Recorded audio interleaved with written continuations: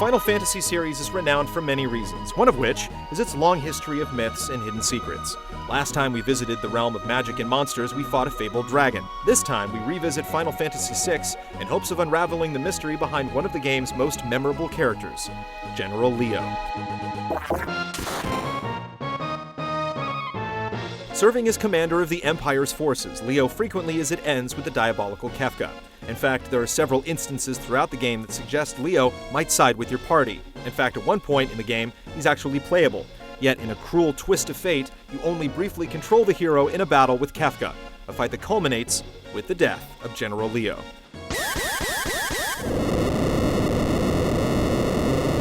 Much like how fans can't accept the death of Aerith in Final Fantasy VII years later, there are some who frantically search for a way to resurrect the general to make him playable once more. Fans have figured out a way to use devices like Game Genie to place the character into their group. However, there are still some who claim there are legitimate ways to unlock General Leo. Many of these methods have already been debunked over the years, but recently a fan named Dawn, who posts under the alias Elephant Gun, has outlined a new way to bring Leo back. Has someone, at long last, accomplished the impossible?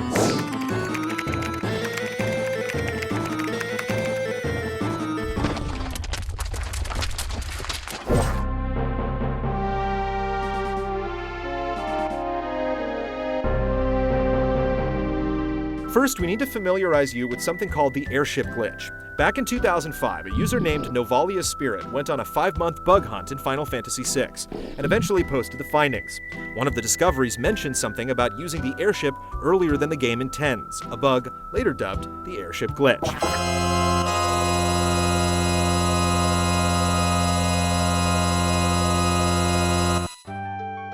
In order to achieve this feat, you must first start up a new game. Then play until any point in the game where you want the airship, and save anywhere on the overworld map. Be aware that you don't want to save again until after you've triggered the glitch. Additionally, you can't die until a specific point later on in the game.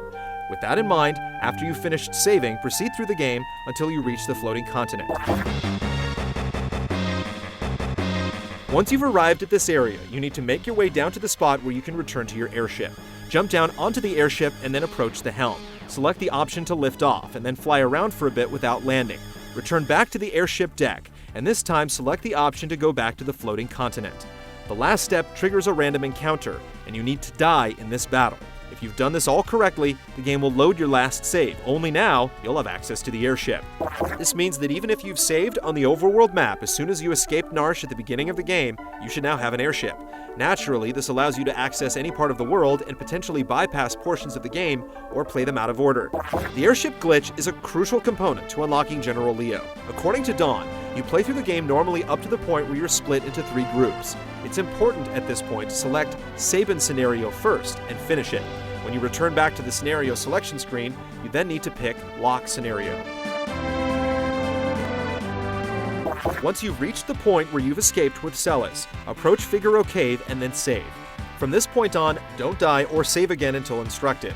Proceed through the remainder of the game normally until you reach the floating continent. You then have to perform the Airship Glitch. If you're successful, you should resume the game after dying next to Figaro Cave with access to the airship. It's important that you do not land or attempt to wander about the ship just yet. Instead, fly over to Zozo and land. Enter Zozo and proceed through the game as you normally would. However, instead of traveling to the floating continent after Kefka kills Leo, head back over to Figaro Cave. Remember, the game still thinks you haven't finished Lock Scenario yet.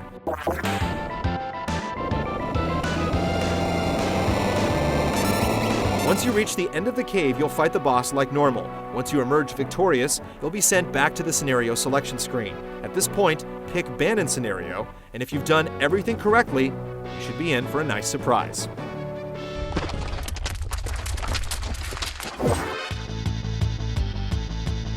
After beginning Banon Scenario per Dawn's instructions, the impossible becomes a reality. In Banon's place is a fully functional General Leo, complete with his unique moves. We're able to wander around the overworld with him, enter towns, see his profile picture in the menu, and even ride a chocobo. However, this newfound discovery comes with limitations.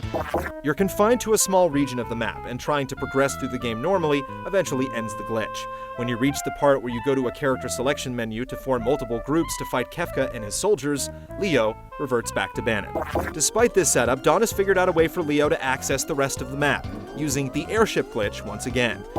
In order to do this, you need to save outside of Narsh with General Leo in your party before completing Bannon's scenario. Afterwards, play through the game normally until the sequence where Terra flies off after changing into an Esper. Only this time, don't try to track her down at Zozo. Instead, proceed through Figaro Cave, where an airship awaits you on the other side. Travel to the floating continent and perform the Airship Glitch a final time. When your save loads, you should be outside of Narsh with General Leo still in your party and access to an airship. You can now proceed anywhere on the overworld map with General Leo.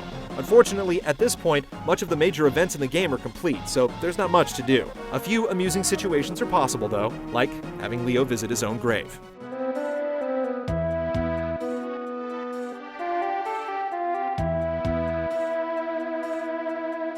Sadly, all good things come to an end. In order to wrap up the world of balance and proceed into the world of ruin, you'll have to return to the floating continent. Before you can travel to the floating continent, you're forced into a character selection screen to pick the 3 party members you want.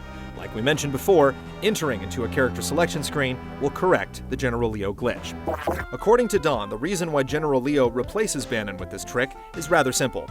There are 16 character slots total, 14 of which are typically reserved for normally playable party members. As for the other 2, one slot labeled Character 15 is for certain temporarily playable characters like Wedge, Bannon, Maduin, and General Leo, while the last slot is reserved for Kefka. In the method outlined by Dawn to obtain General Leo, you have to first complete the part of the game where he fights Kefka.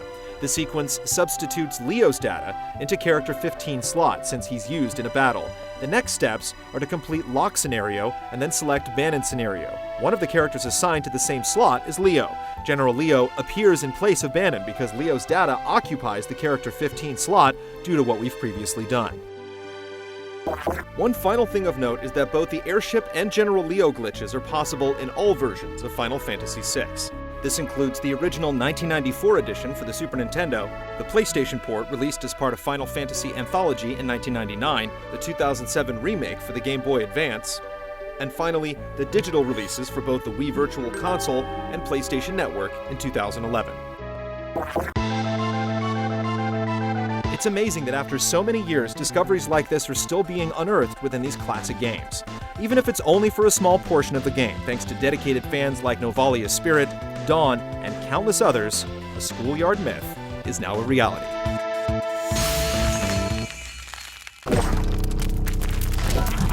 We're pleased to announce the new 2013 schedule for Pop Fiction. New episodes will arrive on the 3rd Friday of every month at 9 a.m. Eastern. Be sure to follow us on Facebook and Twitter for the latest production updates and announcements, including teases for new episodes. You wanted more Pop Fiction? You got it.